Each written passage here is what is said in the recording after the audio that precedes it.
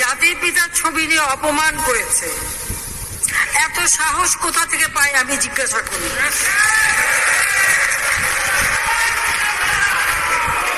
আমি জানি না আমাদের হাই কমিশনার একটা তখন কারা বসেছিল এবং তারা সেখানে কিছুই করতে পারলো না কেন, সেটাও বড় প্রশ্ন।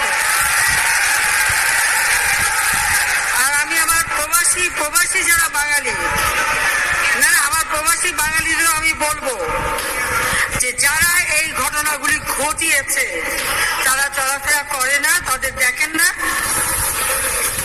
যে হাত দিয়ে জাতির পিতার ওই ছবি নিয়ে তারা ভেঙেছে,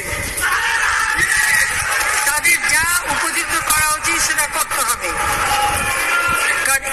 জাতির পিতার নাম মুছে ফেলার চেষ্টা করা হয়েছিল, তো তারিখ যেহেতু দূরের কথা, ওর বাপ তো চেষ্টা করেছিল এটা বুঝতে, ওর বাপও চেষ্টা করেছে, মাও চেষ্টা করেছে। তারা কি পেয়েছে নাম বুঝতে?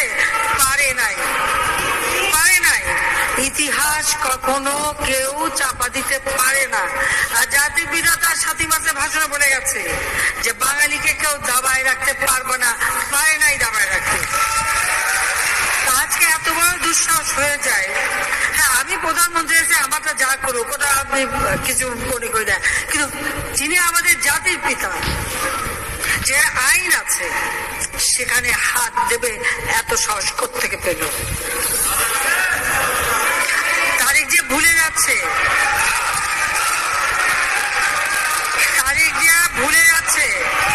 যে তার মা দুর্নীতি করে জেলে গেছে।